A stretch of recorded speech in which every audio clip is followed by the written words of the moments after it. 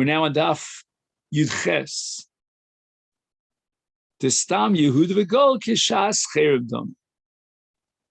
So the Mishnah wants to say that even if there's official peace, it's really just a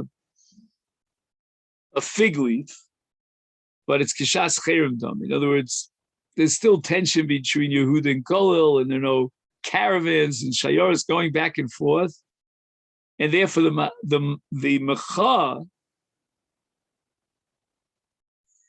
of the Markama will not be heard from Yehuda to Golil.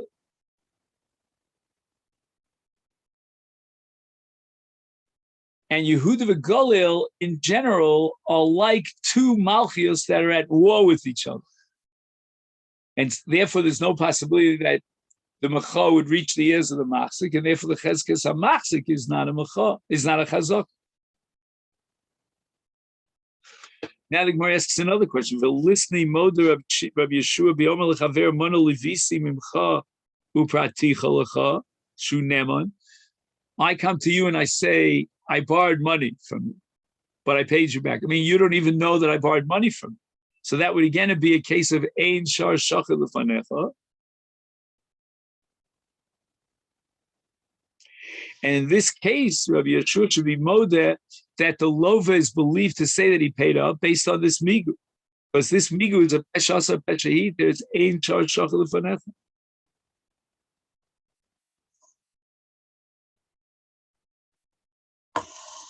So the Gemara answers, Mishum de kaboi lemisnei seifa.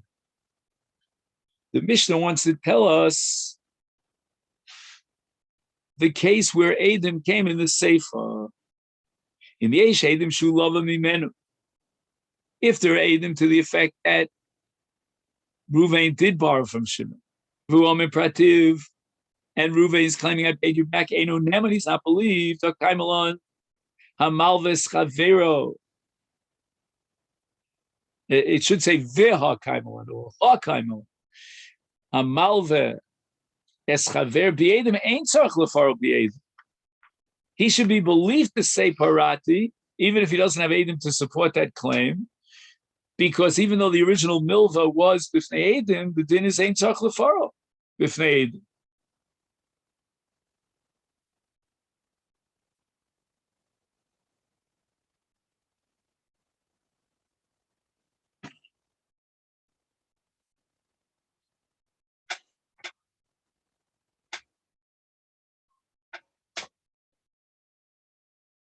So wait a minute, is the Gemara now satisfied? Let me just see. Since what?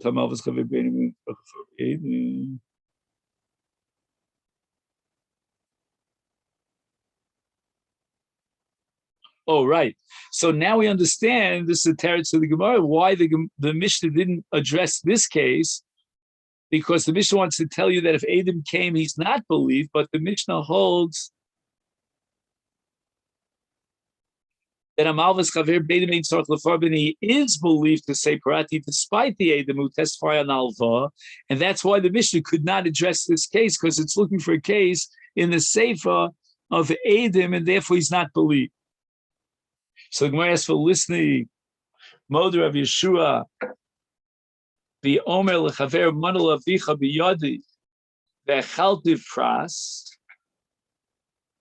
I borrowed, let's say 100 from your father, and I paid him up 50. Shunemon. Right? Normally, Moder miksa taina, according to Torah law, has to take a trua. Here he doesn't even have to take a trua. Why? Because here, the Malva had no reason to sue the guy and demand payment. He didn't even remember anything about the loan.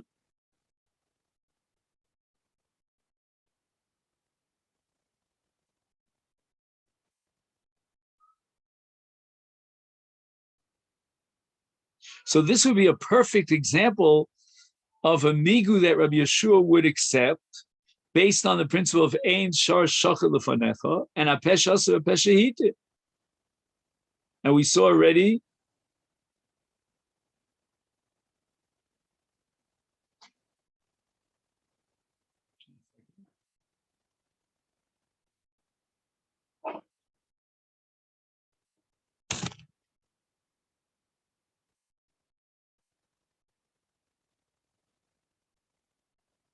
So the Gemara now rejects this question.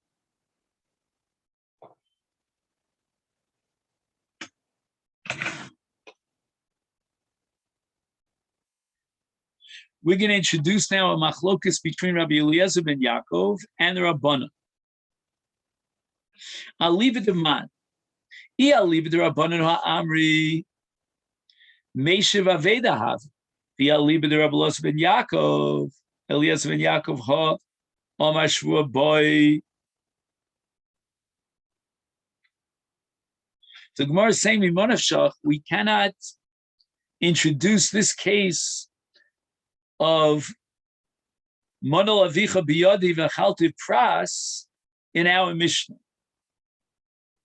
Because if we go according to the Rabbanan are of the opinion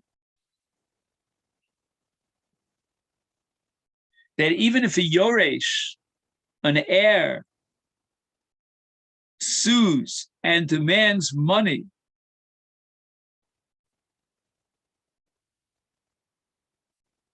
from a so-called lover who borrowed money from his father, and he says, you borrowed money from my father, you didn't pay it back to me.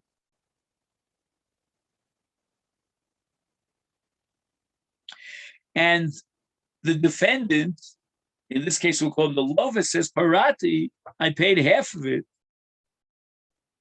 is Kimeshav Aveda. The Chachamim hold that he's potter from a shvua.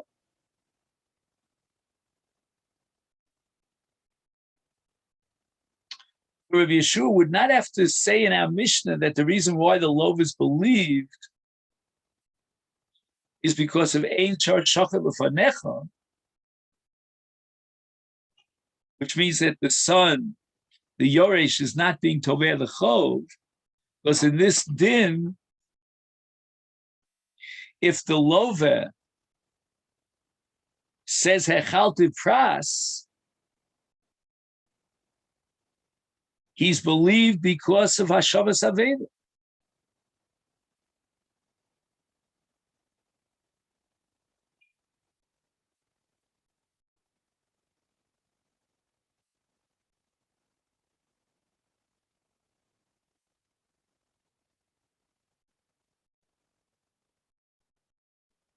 So, what is the problem according to the Rabbanan? The Rabbanan hold that he's a Meishiv Aveda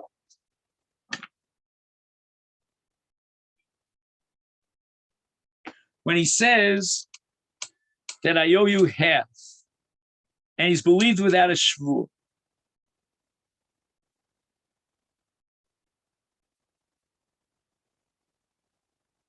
So what is the issue here?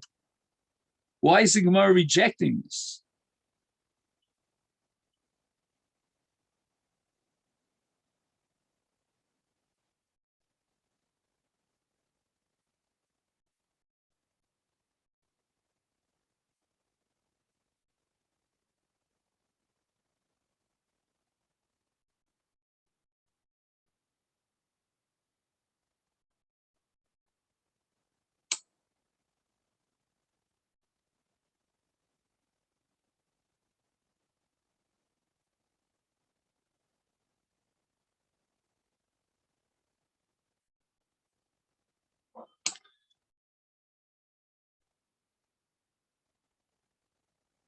He writes here, Afim yesh la tovea, siba hamevi aso litvoa, kimo b'shar shachet l'fanecha,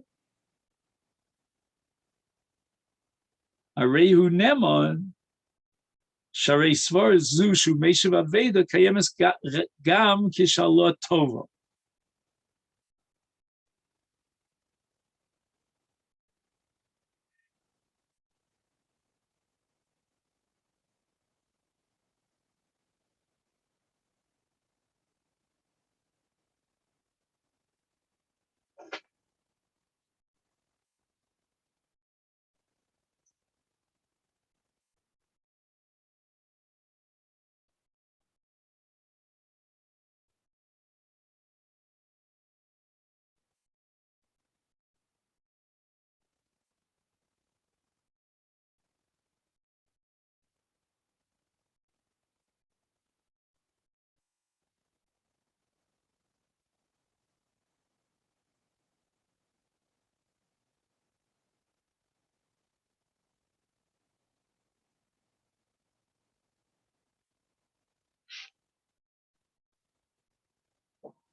So I think what's going on here, I hope I'm not misleading you, is that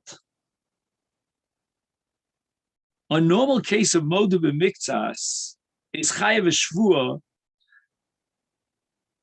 based on a chazaka ein on the meiz panav b'fnei bal chova.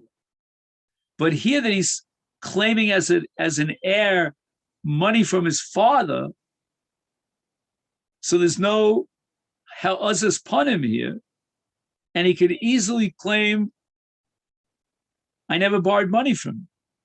And if he admits that from your father, and if he admits that he borrowed money, we're going to believe him to return half of the money when he says he returned half of the money.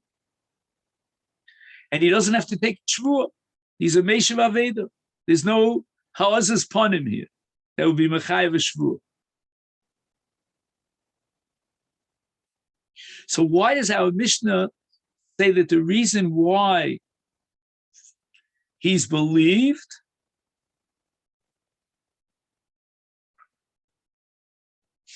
is because of Ein Shar Shafat L'fanech?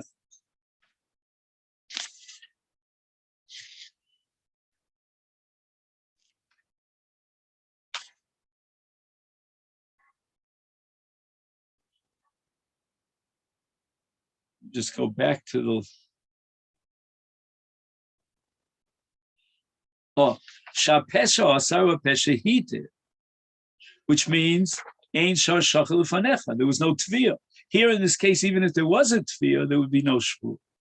The Liba de Rabbi Eliezer ben Yaakov Ha'omar Shvu Boy. Rabbi Eliezer says that he's not a Meshav Aveda, and if he admits that he owes half, denying half by saying I paid half, he's got to take a shvur. He's a modu b'ksataina.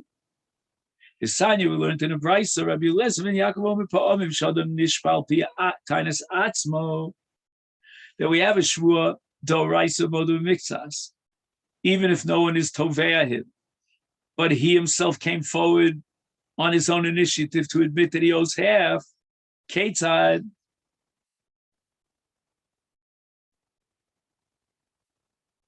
Monolavicha biyodcha vechalti pras hareze nishba.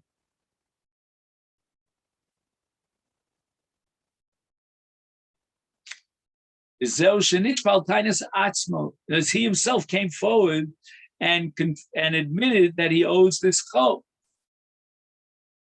The son, the heir, was not tovea him that you're chayev amon.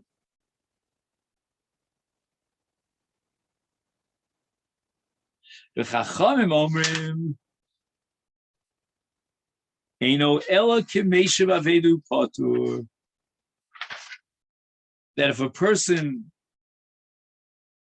admits to the claim of the son that he owes money, but he claims that part of it he paid back, he's a Meshav Aved, and he doesn't have to take a shvua.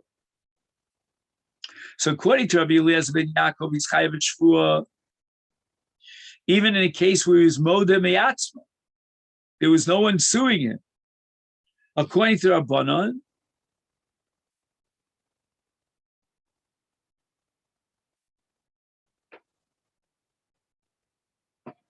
the p'tur of a shvur would apply even in a case where the ben is tovea. Right? Because as we said before, there's no problem of ein adam meiz panim b'fnei bal chova. It's the son who's claiming that my father lent you money.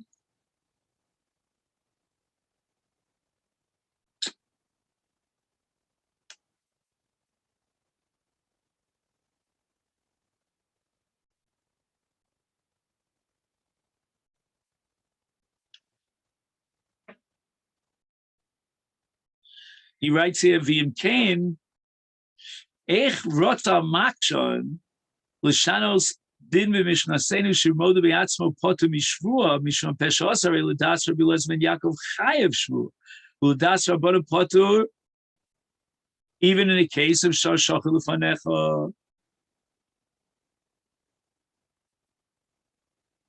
So the Gemara is basically rejecting the kasha of the Makshon. The Gemara asks now another question. For Rabbi Eliezer ben Yaakov, who says Yechayev Shvua, even in a case where he wasn't Toveh, but rather he came forward with his admission, Lesle Meshav Avedu Potur. The Gemara in Gittin on Daf Nun Aleph establishes the Takanas Chachamim that if a person finds a lost object and he returns it, and the original Bailim claim that he didn't return the whole package, the whole object, he doesn't have to take a shvur. The motzi doesn't have to take a shvur because it's tikkun olam. If you're going to require him to take a shvur, a person is never going to be metapel with a mitzvah to return a mitzvah.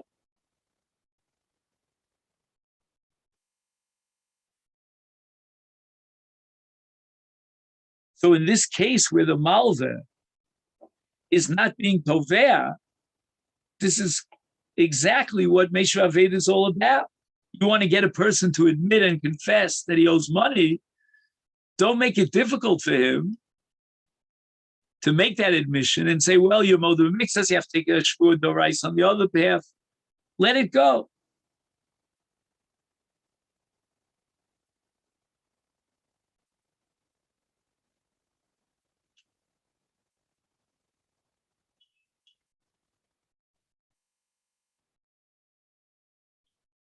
So in a case where the the malveh, which is now the son of the malveh, is not being toveh, and it's mamish meishav aveda. Why does Rabbi Elazar ben Yaakov demand a shvur and undermine the original takanas chachamim to encourage people to come forward and confess? Amar Rav, V'to'ano katan.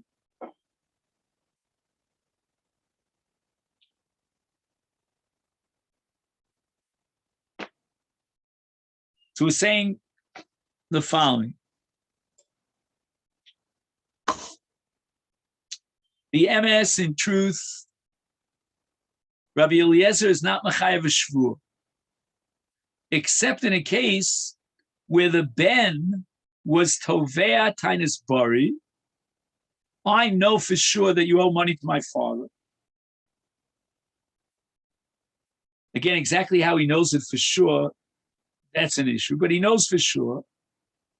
And Rabbi Eliezer ben Yaakov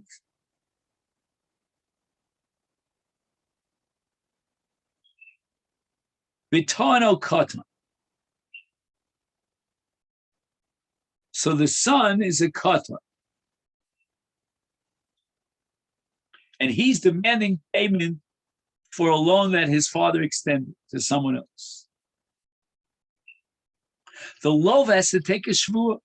That's the case of Rabbi Eliezer ben Yaakov, according to Rav.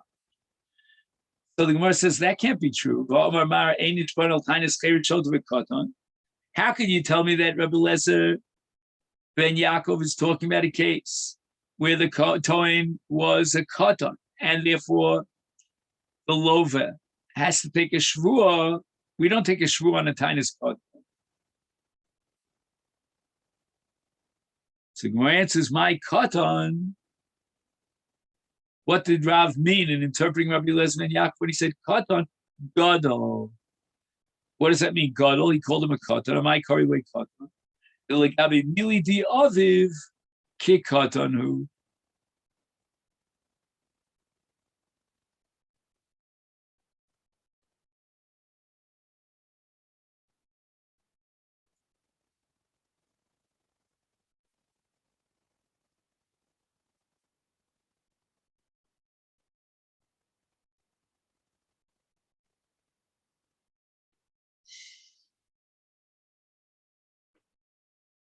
Now, this is strange halacha here. You have a son who's a gadol. He's claiming that so-and-so, you owe money to my father, you borrowed money.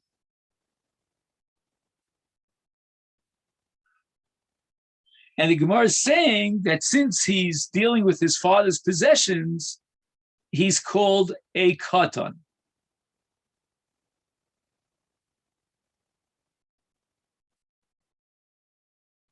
And that's why the lover doesn't have to take a shvua.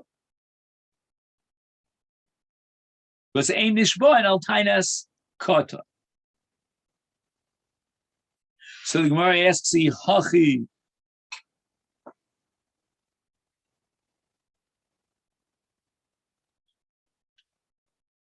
Tainas atzmo, tainas acherim.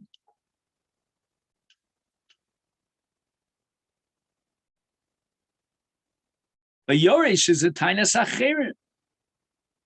Well, why does Rabbi Eliezer ben Yaakov call it tainas atzmo?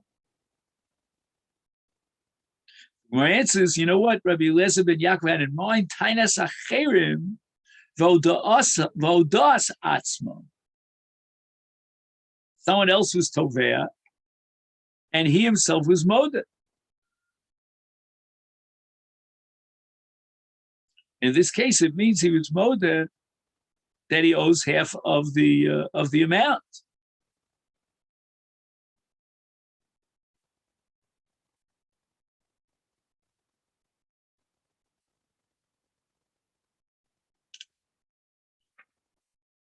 But the Gemara asks, Kule tanose tainas acher vodas atzmo ninu. All tainas of moda b'miktzas is a tainas acher vodas atzmo. So therefore, even the Chachamim, they don't disagree that he's chayav shvur.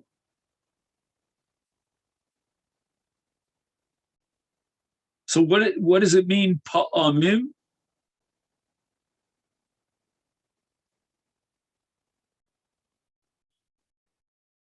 The language pa'amim is very different. Pa'amim sh'adam nishba al tainas atzmo.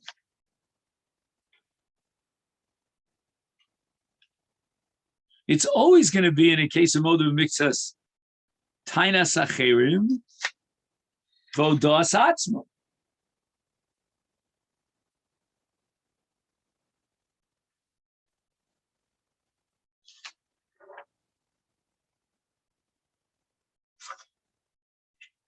Ella. So at this point, the Gemara backtracks.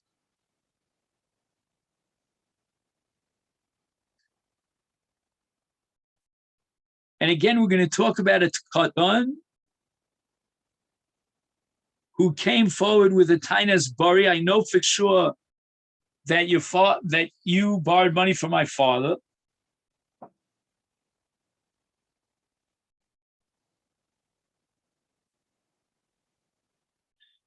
And Ein Nishba al Tainas Katan, that's only if a Katan is towing b'Tainas Atzmo. You owe me money. But if the Katan is representing Kaviyochel's father, that you owe my father money, then he could generate a shvua with his taina, even though he's technically a Katan. He's ba mikoch of it.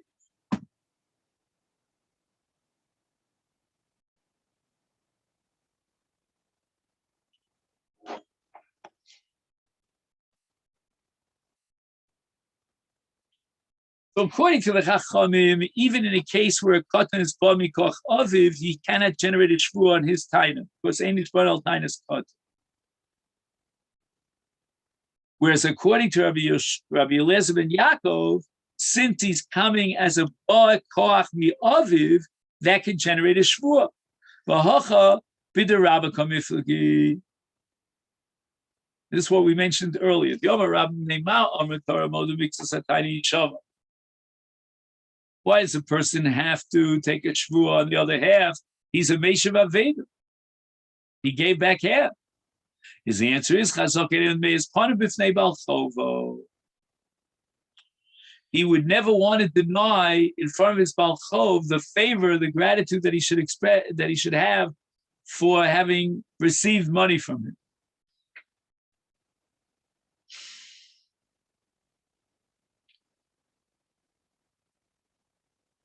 So therefore, if he denies the claim, it must be that he's telling the truth. and he's a Meshav Aveda, he should not have to take a shvua. But the Kule Boy Delivery, really, we need a shvua because maybe he's lying and he wanted to deny the entire sum of money. And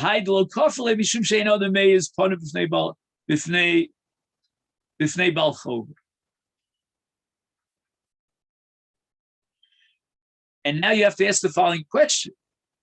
How are we going to be mechayev him a shvua? He's choshed al mamon.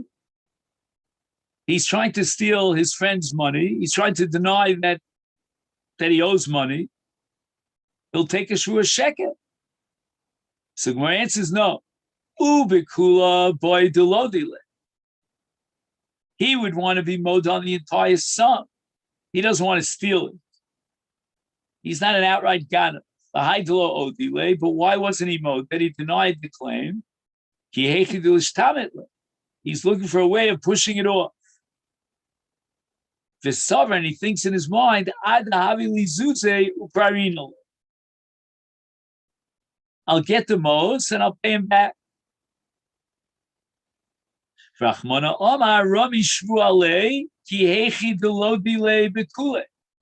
The goal is that through his shvua, he'll be modeh on the entire sum, on the other half that he denied. So what's the machlokas now? Rabbi Eliezer and Yaakov Sover Loshna Bo. For Loshna Bibno, there's no difference between a case of being modeh in front of your Balchov who's being Toveh Bari, or he's modeh in front of Bno. Shel Balchov, both Balchov and the Bno are the same din. And even if the Ben is a katan, but he's coming forward with the Titus Bari, and we're going to say, the Beis Panav Kenegdo Lichfar Hakol and Hilchach Lav Meshiv Avedahu. We're back to the Beis Panav B'fnei Bachov, and therefore he wants to be mowed on the whole thing. But on the other hand, he needs time to get the money together, and therefore he puts on this claim of Modav Miktas. So we need a shvur. Rabbanan Savri Bohu Dieno Meis. When do you say you need a shvur? Because Veino the Meis Panav, that's only if he's demanding the chov from him. To him, the Tovea is going to get the chov. But if it's only the Ben who's being Tovea, is Meis, it's not a problem for him to be Meis. And be the low haze, Meshiv Aveda Havi. Since he doesn't have any inhibitions about denying the entire claim in front of the son who's being told about him.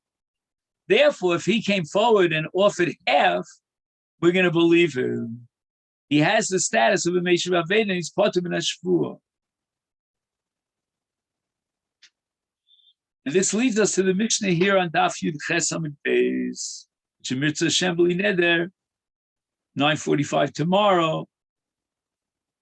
We'll pick up the Mishnah. Okay then? Thank you very much.